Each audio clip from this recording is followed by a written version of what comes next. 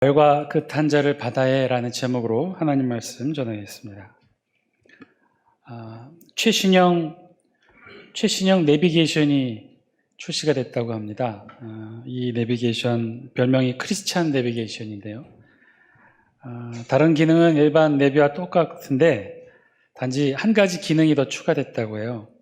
차량의 속도에 따라 음악을 연주한다고 합니다. 근데 음악은 다름 아닌 찬송가라네요. 예를 들어 차량 속도가 110km를 넘게 되면 차량에서 다음과 같은 찬송가가 연주된다고 합니다. 내 주를 가까이. 그러다가 차량이 120km를 넘어서면 갈 길을 밝히 보이시니 주 앞에 빨리. 130km. 하늘 가는 밝은 길이. 140km. 뭘까요? 며칠 요단강 건너가는 날이. 150km. 예수가 우리를 부르는 소리. 160km를 넘으면 어떤 찬송가 나올까요? 나 이제 왔으니. 어느 장로님 가정이 있는데 부부싸움을 한 다음에 꼭 부르는 찬송가가 있다고 합니다. 꼭 부부싸움을 하고 나면 장로님이 어떻게 하느냐, 밖으로 나가신대요. 그래서 문 밖에 서서 화가 풀릴 때까지 이렇게 동네를 이렇게 쭉 도는 거죠. 그러면 이제 집안에서는 이 사모님 권사님이 어떻게 하느냐, 집 나간 장로님을 생각하며 간절한 목소리로 찬송을 부른답니다. 어서 돌아오, 어서 돌아마노. 그러면 집 밖에 이렇게 돌아다니던 장로님이 집안에서 간절히 부르는 이 권사님의 찬송을 듣고는 화가 풀려서 집에 가까이 와서는 찬송을 이렇게 부르며 문을 두드린답니다. 멀리 멀리 갔더니 처량하고 고나며. 그러면 이제 그제서야 사모님이 슬그머니 나와서 문을 열어준대요. 근데 열어줄 때 이런 찬송 부른답니다. 예수 예수 내 주여. 이거 찬양을 제가 하여튼 이렇게 찬양을 부르면서 부부싸움을 마친다고 합니다. 정말 이렇게만 부부싸움 하시면 오히려 부부싸움 할 때마다 사이가 더 좋아질 것 같습니다. 가만 보면 우리에게도 참 많은 찬양이 있죠. 여러 종류의 찬양과 찬송이 있습니다. 찬송이면 다 같은 찬송이지 그 안에 무슨 종류가 있을까 싶은데요. 그런데 우리가 찬송 이렇게 살펴보면요, 굉장히 많은 종류의 찬송이 있어요. PPT 한 장 보여주실래요? 여러분 가지고 계신 찬송가 맨 앞부분을 보시면 이렇게 분류가 되어 있어요. 보시면 차례해놓고 제목 분류해놓고 이 각각의 제목과 내용에 따라 찬송을 저렇게 많이 분류해놨어요. 예배 때 부르는 찬송 1장부터 62장이 우리가 예배 때 앞부분에 부르는 찬송들이고요. 또 내용에 따라 성부 하나님을 찬양하는 찬송, 성자 예수님을 찬양하는 찬송, 성령 하나님을 찬양하는 찬송, 성경, 교회, 천국, 구원, 그리스도인의 삶, 또 행사와 절기에 부르는 찬송, 또 예식에 부르는 찬송, 각가지 종류가 있습니다. 총 645장에 이르는 이 많은 찬송가가 가만히 보면 다 그때그때 주제와 내용에 따라 분류가 되어 있다는 거예요. 자세히 보시면 찬송이라고 해서 다 같은 주제, 같은 대상을 부르는 찬송이 아니라는 거죠. 다 달라요. 내용도 다르고 주제도 다르고 이 찬양의 대상도 다르다는 거예요. 구체적인 주제와 대상을 찬양하는 찬양을 하고 있다는 것이 바로 우리 찬송의 특징 중에 하나죠. 마찬가지로 찬양은 그 대상이 있고 그 대상에 따른 찬양의 내용과 주제가 있다는 뜻이겠죠. 오늘 우리가 함께 읽은 본문에는요, 이 출애굽기 15장에는요, 출애굽기 15장 전체가 찬양의 내용으로 담겨져 있어요. 소위 말하는 모세의 찬양이 그 내용이에요. 자세히 보시면 15장 전체가 이 찬양을 담고 있어요. 전체적인 구성은요, 1절부터 18절까지는 모세의 찬양을 기록하고 있고요. 그리고 특이하게도 19절부터 21절까지는 바로 이 미리암의 찬양을 우리 성경이 기록합니다. 그런데 특이한 것은요, 미리암의 찬양이에요. 우리가 함께 읽진 않았지만 길어서 제가 뺐는데요. 19절 말씀 우리 영상을 통해 같이 한번 읽어볼까요? 19절입니다. 시작. 바로의 말과 병거와 마병이 함께 바다에 들어가매 여호와께서 바닷물을 그들 위에 되돌려 흐르게 하셨으나 이스라엘 자손은 바다 가운데서 마른 땅으로 지나간지라. 아멘. 마치 자세히 보면 19절 말씀이 15장 전체의 배경을 설명해 주고 있는 듯한 느낌이 들죠.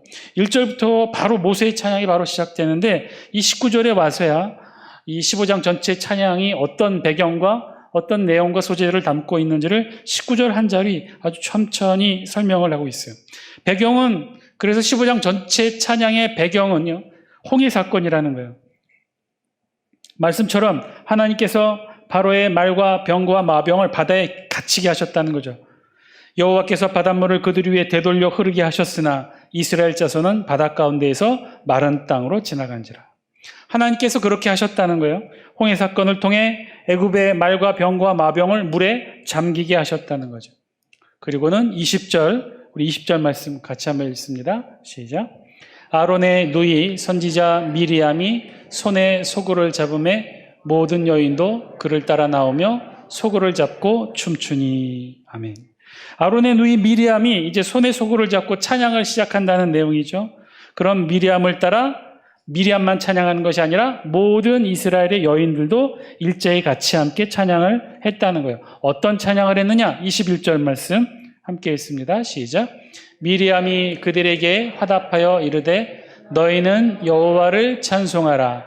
그는 높고 영화로우시며 말과 그 탄 자를 바다에 던지셨음이로다 하였더라. 아멘. 이 찬양을 미리암과 이스라엘의 모든 여인들이 화답하며 찬양을 했다는 거예요. 미리암이 선창하면 이스라엘에는 모든 여인들이 같이 함께 찬양으로 불렀다는 것이겠죠. 그런데 자세히 보시면 이 미리암의 찬양의 내용이 너무 짧죠. 한 절밖에는 안 돼요. 그리고 그 내용도 사실은 어디서 본 듯하죠. 그 문구, 찬양의 문구를 자세히 보면 오늘 우리가 함께 읽었던 본문 어디에 속한 말씀이에요? 1절에 있는 말씀이에요. 1절에 있는 후반부의 말씀과 똑같아요. 우리 1절 말씀 같이 한번 보여주시겠어요? 같이 한번 읽습니다. 시작. 이때 모세와 이스라엘 자손이 이 노래로 여호와께 노래하니 일렀으되 내가 여호와를 찬송하리니 그는 높고 영화로우시며 말과 그 탄 자를 바다에 던지셨음이로다. 아멘. 이 미리암의 찬양은요, 결국 한 절밖에 되지 않는데, 그런데 그 찬양의 내용이 이 앞절 1절에 있는 모세의 찬양의 이 1절 후반부의 내용과 똑같다는 거예요. 미리암의 찬양이 결국은 한 절밖에는 되지 않지만 왜 이렇게 짧을까? 그리고 앞에 1절 모세의 찬양과 너무나 이렇게 똑같을까? 그러니까 15장 전체의 내용은요, 앞부분 1절부터 18절까지는 모세의 찬양이고 19절부터 21절까지는 미리암의 찬양인데 그 중에서도 미리암의 찬양 부분은 21절 한 절밖에 없었던 거죠. 그런데 21절 미리암의 찬양의 내용이 앞부분 모세의 찬양 1절과 너무나 흡사하다는 거예요. 그래서 이 찬양을 살펴보면 지금 전체적으로는 구성으로 보면 15장 전체가 모세도 찬양하고 미리암도 찬양하는 그런 찬양의 내용들인데 그 찬양을 자세히 살펴보니 이 미리암의 찬양과 모세의 찬양 1절이 같이 중복되고 있고 미리암의 찬양은 1절 한 절밖에는 되지 않는다. 그런데 이 찬양 자세히 보면요, 모세와 이스라엘 남성들이 함께 그 내용을 부르고 있고 그리고 후반부로 가면요, 미리암과 이스라엘의 여인들이 함께 부르는 형식이었다는 거예요. 그래서 자세히 살펴보시면 이런 거예요. 모세와 이스라엘의 남성들이, 남성 합창단이 먼저 노래를 부르면요, 그 사이사이를 미리암과 이스라엘의 여성들로 이루어진 여성 합창단이 후렴구로 함께 노래하면서 맞추어 불렀다는 거죠. 그래서 모세의 노래는 길게 적혀 있지만, 그래서 미리암의 노래는 짧게 적혀 있지만 이것들이 상호 서로 이 남성들이 함께 찬양하면 뒤에 뒤따라서 미리암과 여성 합창단이 후렴구로 화답하는 그런 내용들로 이루어져 있었다는 거예요. 그러니까 여성들은 한 절 후렴구 찬양이지만 이스라엘의 모세와 남성들이 한 구절 한 구절 찬양하면 그때그때마다 함께 호흡하며 미리암과 여성 합창단이 그렇게 찬양을 했던 것이죠. 그래서 1절과 21절은 자세히 살펴보면 이 전체의 모세의 노래의 후렴구에 해당해요. 자, 그렇던 것이죠. 지금 이스라엘 백성들은 모두가 모여서 모세를 중심으로는 남성 합창단, 그리고 미리암을 중심으로 하는 여성 합창단이 한 절씩 서로 내용과 후렴구를 주고받으며 찬양을 했던 거예요. 자, 그러면 이들은 지금 어떤 찬양을 부르고 있었던 것일까? 그들이 불렀던 이 찬양의 내용은 어떤 것인가? 이들 이스라엘이 홍해를 건너고 부른 노래는 어떤 내용을 담고 있는 것일까? 우리 1절 말씀 우리 다시 한번 같이 한번 읽습니다. 시작. 이때 모세와 이스라엘 자손이 이 노래로 여호와께 노래하니 일러스되 내가 여호와를 찬송하리니 그는 높고 영화로우시며 말과 그 탄자를 바다에 던지셨음이로다. 아멘. 만약에 오늘 이 찬양을 모세의 남성 합창단과 미리암의 여성 합창단이 서로 교차하며 내용과 후렴구를 반복해서 불렀다면 아마도 가장 많이 불렀을 찬양의 가사는 바로 1절과 21절 되겠죠. 그것도 그 내용만 뽑아보면요, 이런 표현이에요. 내가 여호와를 찬송하리니 그는 높고 영화로우시며 말과 그 탄자를 바다에 던지셨음이로다. 핵심 표현 문구는요, 말과 그 탄자를 바다에 던지셨다는 거예요. 누가? 하나님께서 말과 그 탄자를, 그들이 누구예요? 애굽의 군사들. 말과 그 탄자를, 애굽의 군사들을 하나님께서 바다에 던지셨다. 지금 막 홍해를 건넜다면 이스라엘 사람들의 마음이 어떠했을까요? 아니, 지금 우리가 홍해를 건너서 물에 수장된 애굽의 병사들을 보았다면 이들은 과연 어떤 노래를 불렀을까요? 어떤 하나님을 고백했을까요? 저들이 고백한 하나님은 말과 그 탄자를 바다에 던지시는 하나님이라는 거예요. 그 하나님을 지금 이스라엘 백성들이 고백하고 있다는 거예요. 모세를 중심으로 한 남성 합창단, 미리암을 중심으로 한 여성 합창단이 한 절씩 서로 내용과 후렴구를 교차하면서 이 내용을 지금 함께 찬양하고 있다는 거죠.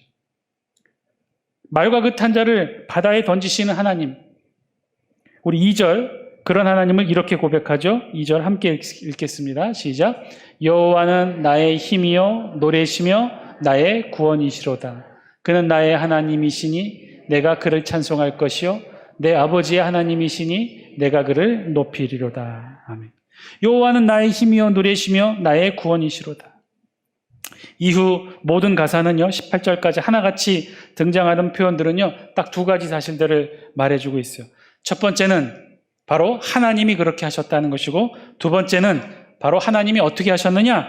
바로의 병거와 그의 군대를 바다에 던지셨다. 홍해 사건을 모세 특유의 표현으로 표현하고 있는 내용들이 대부분이에요. 4절, 5절 우리 영상을 통해 같이 한번 읽어볼까요? 4절, 5절 시작. 그가 바로의 병거와 그의 군대를 바다에 던지시니 최고의 지휘관들이 홍해에 잠겼고 깊은 물이 그들을 덮으니 그들이 돌처럼 깊음 속에 가라앉았도다. 지난 시간에도 우리가 함께 말씀을 통해 묵상했었죠. 하나님의 진짜 목적이 무엇이라고요?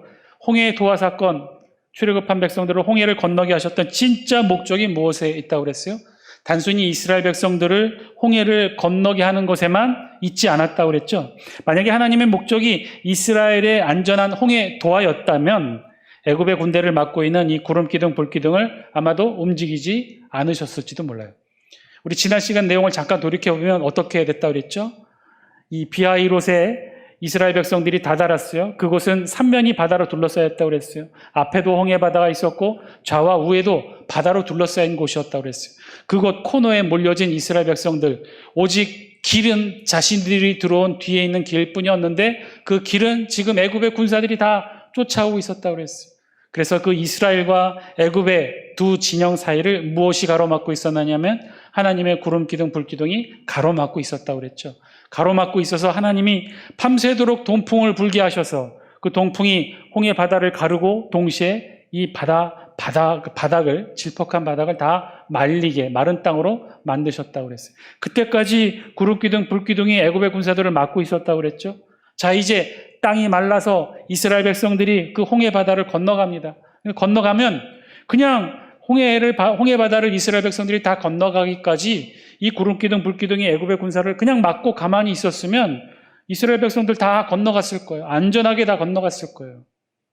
만약에 하나님의 이 홍해 도하의 진짜 목적이 이스라엘 백성들로 하여금 안전하게 홍해를 건너시게 하는 것이었다면 그냥 그렇게 하셨을 수도 있어요. 그런데 우리가 내용을 살펴보면 그렇게 하지 않으셨죠. 이스라엘 백성들이 바다 한가운데로 들어가 홍해 바다를 건너게 될 그때 똑같이 구름기둥, 불기둥, 애굽의 군사를 맡고 있었던 그 구름기둥, 불기둥도 똑같이 움직였다고 그랬어요. 이스라엘 백성 맨 뒤를 따라 바다 한가운데로 움직였다고 그랬어요. 막힌 봉인이 풀리자 애굽의 군사들도 이스라엘 백성들을 잡기 위해 바다 한가운데로 들어갔다고 그랬죠.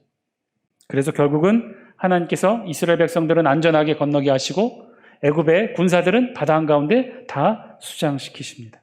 지난 시간에 살펴본 것처럼 홍해 도하 사건의 진짜 목적은요, 이스라엘 백성들의 안전한 홍해 도하에만 있지 않았어요. 하나님은 그렇게 하시지 않았어요. 이스라엘의 백성들을 따라 구름기둥, 불기둥을 움직이셨고 마치 꼭 하나님께서 구름기둥, 불기둥을 통해 애굽의 군사들을 유인하셨던 것처럼 그렇게 하나님은 애굽의 군사들을 바다 한가운데로 몰아내셨죠. 그리고는 결국 5절 말씀처럼 우리 영상을 통해 같이 한번 읽습니다. 시작. 깊은 물이 그들을 덮으니 그들이 돌처럼 깊음 속에 가라앉았도다. 그래서 그런가요? 오늘 이 모세의 찬양, 미리암의 찬양 대부분의 내용을 보면요, 이스라엘 백성들이 홍해를 건넌 것을 찬양한 내용보다도 하나같이 우리가 쭉 살펴보면 그 내용들 하나하나가 다 하나님께서 뒤쫓아온 애굽의 군대를 물에 잠기신 내용을 더 많이 기록합니다. 우리 7절 같이 한번 볼까요? 7절 함께 읽습니다. 시작. 주께서 주의 큰 위엄으로 주를 거스리는 자를 엎으시니이다.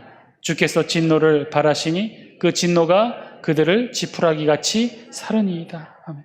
표현도 지루하지 않게 아주 재미있게 표현하죠. 주의 진노를 발하사 그들을 지푸라기같이 사르셨다. 8절 우리 같이 한번 읽습니다. 8절입니다. 시작. 주의 콧김에 물이 쌓이되 파도가 언덕같이 일어서고 큰 물이 바닷 가운데 엉기니이다. 주의 콧김에 물이 쌓이되 파도가 언덕같이 일어서고. 여러분 표현이 재미있죠? 한 번 듣고 눈을 감으면 그때의 장관이 여러분 떠오르시지 않나요? 어떤 거죠? 주의 콧김이 무엇을 표현한 건가요? 우리 성경에 있는 내용에 의하면 동풍이 밤새도록 불었다고 그랬죠. 커다란 동풍이 불어서 바다를 다 나눴다고 그랬어요. 그래서 바다를 둘로 양쪽으로 들어 올리고 그리고 이 바다의 바닥도 질퍽한 바닥도 다 마른 땅으로 말리셨죠. 그 말리셨던 그 주인공이 바로 그 동풍이었는데 오늘 우리 성경에 보니까 모세의 노래에서는 그 동풍을 뭐라고 표현해요? 주의 콧김이라고 표현해요. 그리고 파도가 언덕같이 일어섰고 바다가 양쪽으로 갈라진 모습을 이렇게 표현한 거죠. 10절 말씀 우리 같이 한번 읽습니다. 10절 시작. 주께서 바람을 일으키심에 바다가 그들을 덮으니 그들이 거센 물에 납같이 잠겼나이다. 그들이 거센 물에 잠겼다고 했어요. 그런데 어떻게 잠겼느냐? 납덩이가 잠기는 것처럼 잠겼다고 그랬어요. 여러분 납덩이가 잠기면 막 납이 잠기지 않으려고 막 파닥파닥거리고 헤엄치고 그러나요? 납이 물에 잠기면 어떻게 잠기죠? 그냥 스스로의 무게에 못 이겨 쑥 가라앉아 버리죠. 지금 애굽의 병사들이 그렇게 가라앉았다는 거예요. 한 번도 살려고 퍼덕거리지도 못하고 그냥 다 바다에 물속에 다 가라앉았다는 거예요. 그런 것들을 우리 성경이 이렇게 표현을 해요. 애굽의 군사들이 다시 합쳐진 바닷물에 가라앉아 익사하는 모습을 이렇게 표현을 했어요. 그러면서 11절 모세의 노래 앞부분의 결론을 이렇게 맺죠. 우리 11절 같이 한번 읽습니다. 시작. 여호와여 신중에 주와 같은 자가 누구니이까? 주와 같이 거룩함으로 영광스러우며 찬송할 만한 위엄이 있으며 기이한 일을 행하는 자가 누구니이까? 아멘. 이런 일을 하신 분이 누구라는 거예요? 스스로 묻고 스스로 답을 하죠. 누가 이 일을 했다는 거예요? 누가 주의 콧김으로 바닷물을 나누고 누가 하나님의 능력으로 애굽의 군사들을 납덩이같이 바다에 가라앉혔다는 거예요? 누가 했다는 거예요? 12절 말씀 우리 영상을 통해 같이 한번 읽습니다. 시작. 주께서 오른손을 드신 즉 땅이 그들을 삼켰나이다. 아멘. 누가 했다는 거예요? 하나님이 하셨다는 거죠. 하나님이 이렇게 하셨다는 거예요. 하나님이 애굽의 군사들을 이렇게 바닷물로 잠기우게 하셨다는 거예요. 우리 성경 모세의 노래 1절에서 12절까지의 모든 내용은요, 오직 단 하나의 주제, 하나님께서 하셨다는 것, 하나님께서 애굽의 군사들을 바닷물에 잠기게 하셨다는 것, 이것을 우리 모세의 노래는 찬양으로 표현하고 있어요. 모세의 노래만이 찬양할 수 있는 특별하고 재미있는 표현으로 계속해서 이 노래를 반복해서 찬양합니다. 그렇다면 이제 이 모세의 노래, 미리암의 노래를 끝으로 홍해 도화 사건의 진짜 의미와 목적은 어떤 것일까요? 이 홍해 도화 사건이 이스라엘에게 주는 진짜 의미는 무엇일까요? 제가 그냥 말씀드렸죠. 단순히 이스라엘을 건너게 하는 것만이 목적이 아니었다고. 하나님은 이스라엘 군사들과 직접 싸우시기 원했고, 하나님은 애굽의 군사들과 직접 싸우기를 원하셨고, 하나님은 직접 애굽의 군사들을 바다에 수장시키셨어요. 그리고 승리하셨어요. 이스라엘은 하지 못한 일들을 하나님이 하셨어요. 하나님이 애굽의 군사들과 함께 싸워 이겨내셨어요. 자, 그렇다면 그렇게까지 해서 결국 하나님이 이스라엘에게 주시고자 하는 목적이 무엇이었을까요? 홍해 도하의 진짜 참된 목적과 의미는 무엇이었을까요? 우리 13절 말씀, 13절 우리 영상을 통해 같이 한번 읽습니다. 시작. 주의 인자하심으로 주께서 구속하신 백성을 인도하시되 주의 힘으로 그들을 주의 거룩한 처소에 들어가게 하시나이다. 아멘. 사랑하는 장수교 성도 여러분, 오늘 말씀을 통해 우리에게 들려주신 하나님의 음성 저와 여러분들이 들을 수 있게 되길 바랍니다. 하나님의 진짜 홍해 도하의 목적은 바로 여기 있었다는 거죠. 이것이었죠. 주께서 구속하신 백성을 인도하시되, 어떻게 인도하셨어요? 구름기둥 불기둥으로 홍해를 동풍으로 가르시고 바닥을 말리시고 애굽의 병과 마병을, 말과 그 탄자를 바다에 다 수장시키시고, 그렇게까지 하나님이 이스라엘을 인도하셔서 어떻게 하시려고 했느냐? 오늘 우리 성경 13절은 그 사실을 우리에게 지은 거예요. 뭐라고요? 주의 힘으로 그들을 주의 거룩한 처소에 들어가게 하시나이다. 이것이죠. 이것이 진짜 하나님의 출애굽의 목적이었어요. 주의 거룩한 처소로 이스라엘을 인도하시기 위해 이 과정을 이루셨다는 거예요. 거슬러 올라가면요, 아주 긴 시간이었어요. 홍해 도하 사건이 이루기까지 아주 긴 시간을 하나님은 이스라엘 백성과 함께 하셨어요. 하나님께서 최초로 아브람을 부르십니다. 그리고 그와 약속하시죠.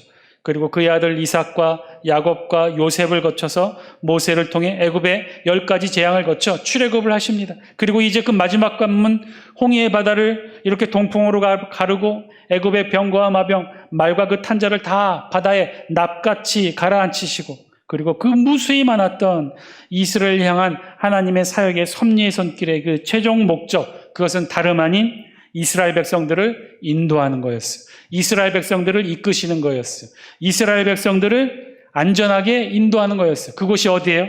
그것은요, 홍해 바다를 건너게 하는 목적이 아니라 주의 거룩한 처소로 들어가게 하시려고 했다는 거예요.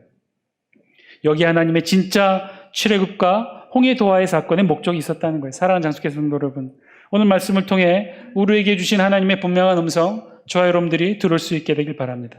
여러분, 오늘 말씀 13절에 표현된 이 주의 거룩한 처소, 지금 어디를 말하고 있는 것일까요? 주의 거룩한 처소라는 것은요, 처소라고 번역된 히브리어, 이 원문의 히브리어 나웨라는 단어인데요, 이 단어는요, 우리말 번역처럼 처소와는 조금 다른 의미예요. 우리말 번역으로 처소하면 장소적 의미를 가리키는데, 이 나웨라는 단어의 기본적인 뜻은요, 구체적인 어떤 지명을 지칭하는 장소적 의미가 아니라, 이 나웨라는 단어의 뜻은요, 어떤 뜻이냐면 일반적으로 목자가 이 들짐승들로부터 자신의 양떼를 보호하고 지키기 위한 그런 장소를 의미해요. 자, 목자가 양떼를 치죠. 양떼를 찾아 이 산, 저 산, 이 들녘, 저 들녘, 꼴을 찾아 움직입니다. 그렇게 움직이는데 어느 순간 들짐승이 이 목자의 양떼를 삼키려고 다가와요. 그때 목자가 어떻게 합니까? 자신이 가지고 있는 유일한 무기 지팡이를 가지고 양들 앞에 서서 들짐승과 맞서 싸우죠. 그때 양들은 어디에 있어요? 목자의 뒤에, 목자의 지팡이의 그늘 뒤에 안전하게 거합니다. 바로 나웨라고 하는 이 장소는, 이 나웨라고 하는 이 단어는 바로 그곳을 의미해요.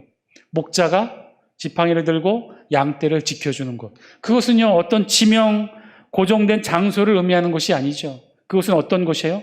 하나님의 보호하심이 있는 곳. 하나님의 목자에 지켜주시는 그 그늘이 있는 곳, 바로 그곳을 의미해요. 오늘 우리 단어는요, 그것을 의미했어요. 나웨라는 뜻은 바로 그것이었어요. 어떤 특별하고 구체적인 지정된 장소가 아니라 들짐승들로부터 목자 자신의 무기 지팡이를 가지고 양떼들 앞에 서 있을 때 그 목자의 그늘 뒤에 있는 바로 그곳이 이 나웨라는 것이죠. 목자의 보호를 받는 곳. 오늘 본문의 주의 거룩한 처소가 바로 그곳이었던 거예요. 그렇게 오늘 숨가쁘게 달려왔던 출애굽과 홍해 사건의 진짜 하나님의 목적은요, 바로 이스라엘을 하나님의 특별한 장소, 하나님의 특별한 나웨, 하나님의 보호와 인도하심이 있는 그곳까지 이스라엘을 이끄시기 위한 것이 하나님의 진짜 목적이었다는 거죠. 자, 그러면 이곳 주의 거룩한 처소는 어떤 곳일까요? 하나님의 보호와 인도하심의 장소, 마치 목자가 양떼를 지키기 위해 지팡이를 높이 들고 들짐승과 맞서 싸운 바로 그 장소는 어떤 것일까요?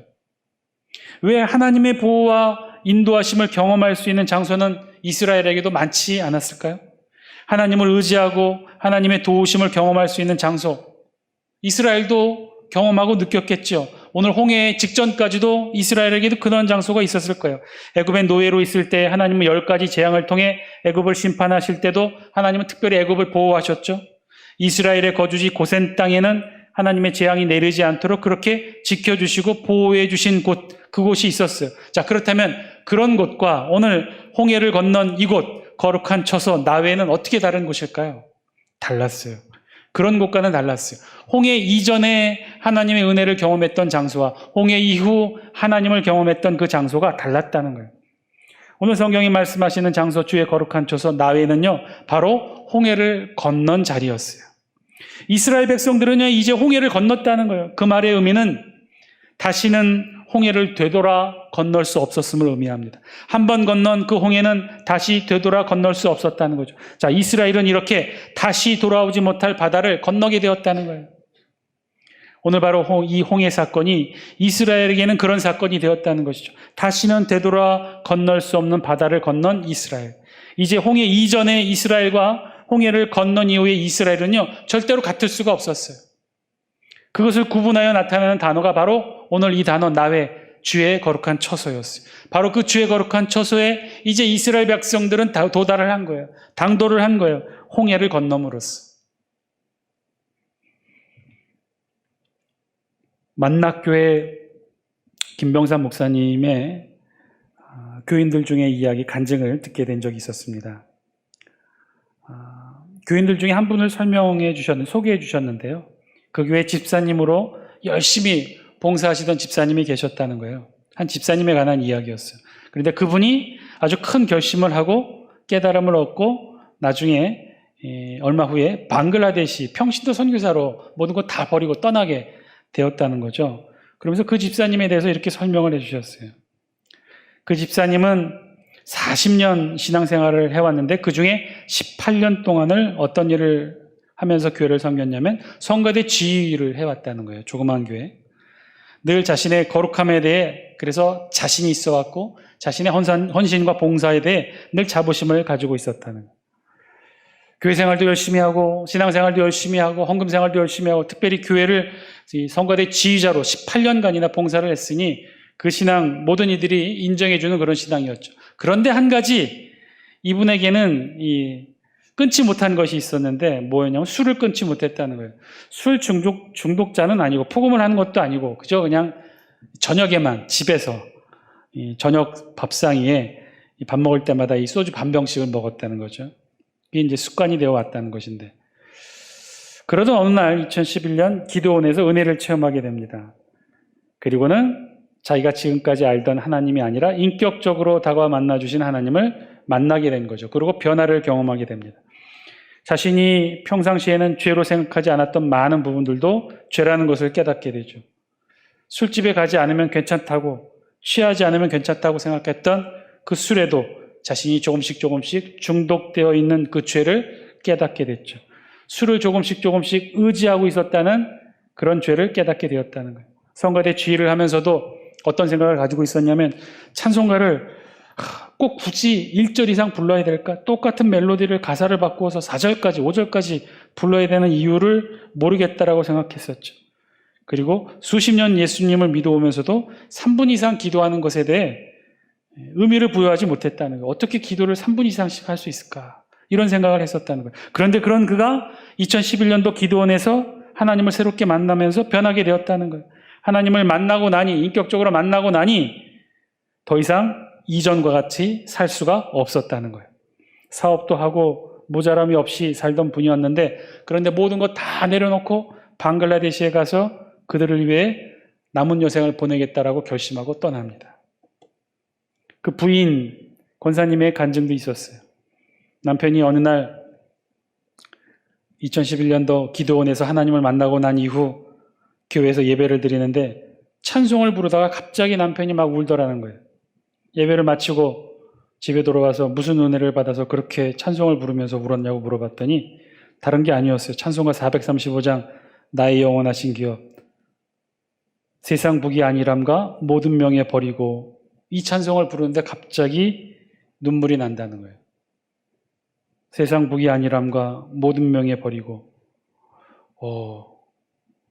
그러면 이제 앞으로 무슨 낙으로 사나? 그런 생각이 갑자기 들었고, 지금까지 자신이 붙들고 산 것이 세상 북이 아니람과 모든 명예를 붙잡고 살았다는 자신이 생각이 났다는 거예요.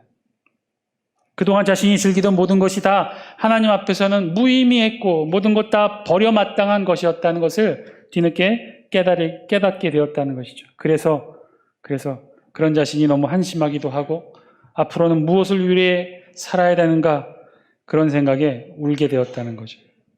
그리고 이상한 일이 계속해서 일어나게 됐다는 거예요. 3분도 기도를 못 하시던 분이 5시간, 6시간까지 기도하는 놀라운 경험을 하게 됩니다. 나라와 민족을 위해 기도하는 것이 얼마나 의미 있고 값진 일인지, 교회를 위해, 목사님을 위해, 성도들을 위해, 특별히 환우들을 위해 중보하는 일이 얼마나 귀한 일인지를 깨닫게 되었다는 거죠. 그리고는 이 김병삼 목사님이 이 집사님에 대해 이렇게 말합니다. 그분은 이제 홍해를 건넜습니다. 이제 광야 같은 길을 그분은 하나님과 동행하기 위해 방글라데시 평신도 선교사로 떠나게 되었습니다. 사랑하는 장수교 성도 여러분, 오늘 성경이 말하고 있는 모세와 미리암이 그토록 찬양했던 홍해라는 곳, 바로 그런 것이죠. 주의 거룩한 초소, 바로 그런 것이죠. 도저히 건널 수 없었던 것, 도저히 우리 힘으로는 건널 수 없었던 것, 그런데 그것을 건너게 된 것, 그것이 바로 그 바다가 홍해. 하나님은 그곳 홍해를 우리를 통해 건너게 하십니다. 저와 여러분들을 통해 건너게 하십니다. 그리고 바로 그곳 거룩한 주의 처소에 우리 모두를 인도해 주십니다. 여러분, 왜 이곳이 홍해를 건넌 이곳이 왜 주의 거룩한 처소인지 아십니까? 바로 이곳에서는 하나님이 계시고 하나님과 함께 동행하는 삶이 있기 때문에 그래요. 홍해를 건너지 않고는 결코 느낄 수 없는 하나님을 홍해를 건넌 자만이 이곳에서는 느낄 수 있기 때문에 그렇죠. 이곳 주의 거룩한 처소에서는 그 하나님과 동행할 수 있기 때문에 그렇다는 거예요. 이제 이스라엘이 아주 긴 선민의 여정을 떠날 수 있는 준비를 마치게 됩니다. 영원토록 떠나지 아니하신 하나님을 이제 저들은 경험하게 될 거예요.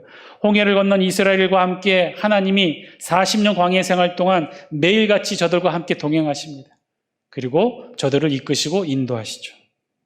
물론 홍해를 건넜기 때문에 모든 문제가 해결된 것은 아니었어요. 오히려 더 어려워졌는지도 몰라요. 애굽에 있을 때보다 더 힘들어졌는지도 몰라요. 광야 생활, 아무것도 없는, 양식도 물도 없는 광야 생활을 저들은 40년간 지속하게 됩니다. 그럼에도 불구하고 홍해를 건너기 이전과 홍해를 건넌 이후 분명히 다른 것이 있었어요. 홍해를 건넌 이후 저들은 하나님과 동행할 수 있었고, 홍해를 건넌 이후 저들은 비록 광야를 걸었지만 40년간 광야를 헤매게 되었지만 그 길의 끝에는 가나안이 있었다는 거예요. 이들에게 광야는 앞으로도 끝없는 위험과 고통을 가져다 줄 것입니다. 지금보다 더 힘든 일, 애굽에서보다 더 힘든 일들을 경험하게 될 거예요. 그럼에도 불구하고 이 길이 의미 있고 가치 있는 이유, 그것은요, 하나님과 함께하는 여행이고 이 여행의 끝에는 가나안의 축복이 기다린다는 사실이에요. 홍해를 건너지 못한 자들은 결단코 경험할 수 없는 일들이에요. 홍해를 건너지 못한 자들은 하나님과 동행할 수 없고요. 홍해를 건너지 못한 자들은 광야도 가나안도 경험할 수 없기 때문에 그래요. 사랑하는 장수교 성도 여러분, 오늘 말씀을 통해 저와 여러분들에게도 주신 하나님의 은혜를 깨닫게 되기를 바랍니다. 오늘 성경은요, 홍해를 건넌 자들의 그들이 만난 하나님을 기뻐하며 찬양하는 찬양의 가사를 우리 성경이 기록합니다. 홍해를 건너기 전에는 불평과 두려움에 걷던 저들이 이제 홍해를 건너요. 그리고 나서 위대하신 하나님을 찬양해요. 그리고 지금 저들이 부르는 찬양은요, 아무나 부를 수 있는 찬양이 아니에요. 홍해를 건너지 못한 사람은 결단코 부를 수 없는 찬양을 저들이 부르고 있어요. 홍해를 가르신 하나님을 보았고, 물에 수장단 애굽의 백성들을 보았고, 그 위험 속에서 자신을 구하신 하나님의 손길을 저들은 보았어요. 홍해를 건너기 전에는 결단코 부를 수 없었던 찬양을 이제 저들이 부릅니다. 사랑하는 장수교 성도 여러분, 오늘 이 저녁 우리가 함께 이 노래를 우리도 부르기를 소망합니다. 홍해를 건너기 전에는 결단코 부를 수 없었던 이 기도의 찬양, 홍해를 건넌 자만이 부를 수 있는 이 찬양, 또 다른 광야의 고통을 하나님과 함께 견뎌내고 있는 자의 찬양, 그 찬양의 끝에 가나안이 있고 그 찬양과 함께 하나님이 동행하시고 그 찬양을 오늘도 우리 하나님이 들어주시는 줄 믿습니다. 오늘 이 자리가 바로 저와 여러분들의 그러한 자리, 그런 고백의 찬양이 있는 자리가 되기를 바랍니다.